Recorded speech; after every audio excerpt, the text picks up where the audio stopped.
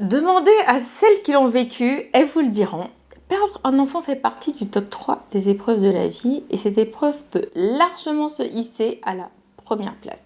Quel que soit l'âge et la manière dont l'enfant est parti, la douleur reste insupportable pour le parent. Alors, depuis qu'on parle, est-ce que vous faites la différence entre le deuil périnatal et la perte d'un enfant?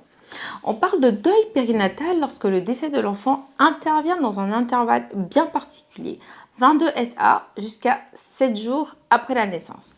Avant les 22 semaines, on va utiliser l'expression fausse couche ou interruption de grossesse.